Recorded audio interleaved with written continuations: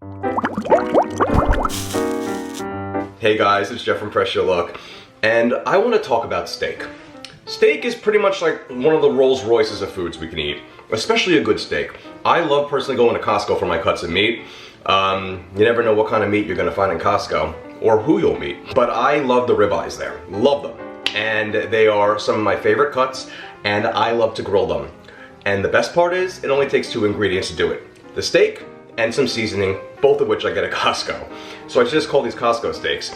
And they also take no more than a total of like 8 minutes to grill on the grill. You're gonna see how easy this is. It's laughably simple, and I'm here to wipe away any fears and intimidations one might have when it comes down to grilling a steak. I understand it can be nerve-wracking, like the idea of grilling in general, but you're gonna see how easy this is. Anyone can do it, and we're gonna go right to the grill and make the most amazing ribeye steaks, or any kind of steaks you want. But like I said, just 2 ingredients. You're gonna see what it really is to do. And by the way, shout out to Sal, Chris, and Charlie's in Astoria, the best hero on the planet. Get the bomb. If you're ever in Astoria, stop at Sal, Chris, and Charlie's and get the bomb, because it is the bomb. So the first thing I want to do is I want to take a steak, and you could really use any kind of steak you'd like. I prefer, my favorite cut of steak is a ribeye steak.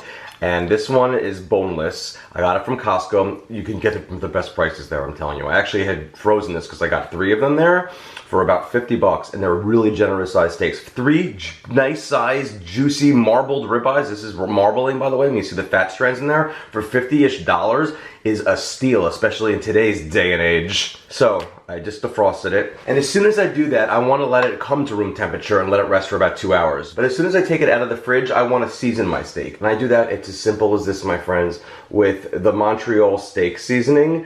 I get this from Costco, this big thing of it, and all I'm gonna do is just put it on my steaks. And you could do how many steaks you want. I'm just doing one to show you how easy this is.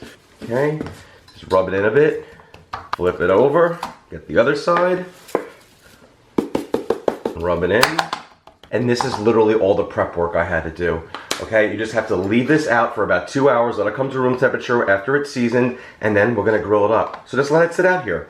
Could not be easier. There's absolutely no reason to be intimidated by making a steak. All right, and after about 2 hours of our steak staying out at room temperature and being seasoned, we're ready to grill. What I'm gonna do is just fire it up by putting everything on the grill to the highest possible heat it can go, and then fire it up. And once the grill is just about as hot as it can go, we're just at about 600 degrees Fahrenheit here. That means we're ready to grill. This took about 20 minutes, but that's all gonna vary depending on the grill you have, but about 20 minutes should do the trick. I am going to lift up my grill and put the steak on. And then I'm gonna immediately close the grill and then set a timer for 3 minutes. And 3 minutes have passed, so I'm gonna lift up once again the top, and then I'm gonna flip it over. And look at this, this is looking amazing. We're gonna close it down again, another 3 minutes. Now, if you wanted to give that steak that crisscross look on it when you're cooking it, you could turn it in the 90-degree angle halfway through it at about 1.5 minutes on each side.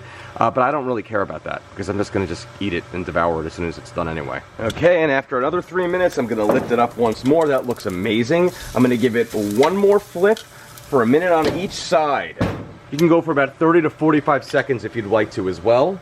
And again, this is going to achieve more of a medium rare to a slightly medium look. I think 3 on one side, 3 on the other, and then between 45 to 60 on each side once more is the perfect thing for like a medium rare on a steak that's about between 3/4 to an inch thick. But of course, if you don't want it to be too done, always go for less, and you can cut it open and then just go for a little bit longer if you want it to be cooked more.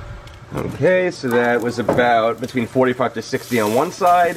Look at how beautiful that is. We're gonna flip it over, and now I'm going to put a pat of butter, about a tablespoon worth, on top of that steak. 1 more minute to go. Okay, so there we have it. Looking perfect. That butter is just about melted in. I'm now gonna kill the heat on the grill completely. And then, oh god, it looks amazing.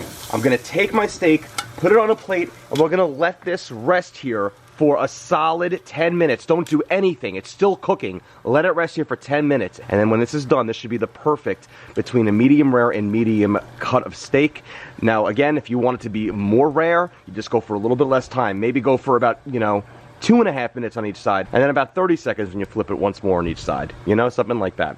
Let it rest for 10 minutes, and then we're gonna cut into it. Okay, and here it is, my friends, the moment of truth. We're gonna now cut into this after letting it rest for a few minutes. And by the way, this is the best part of the steak right over here.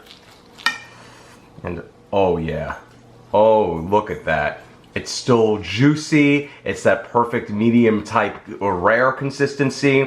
It's a really in between medium and medium rare here for this steak. If you wanted to go a little bit more rare, just shave off about, you know, a minute on each side. Do 2 minutes on one side, 2 on another, and then about maybe 45 to 60 on each other side again once more. But I wanted to just show you how this looks. And now, oh, that looks delicious. We're gonna slice this up. So I sliced up the entire steak. Here it is. And look at how beautiful this looks. Look at how juicy. Look at how tender. Look at all that natural juice. Just look at this. How perfectly juicy and tender this is gonna be. I cannot wait to try it out. Let's do it. And okay, my friends, here it is. The steak. Let's just take a smaller piece to start. Look at this. And watch to see how tender and delicious this is. Oh my God. It's amazing to me because steak is an intimidating thing you think you're gonna make, right? Because it's expensive, it's not cheap. But it is one of the easiest things to make. The flavors in this. I'm telling you, it's all about that Montreal steak seasoning. Go and get some from Costco. I think McCormick makes it. It's so good. I have no partnership with McCormick at the time of this video too. It's just all you need to season your steak. The stakes are not high when you make steak. It's that easy.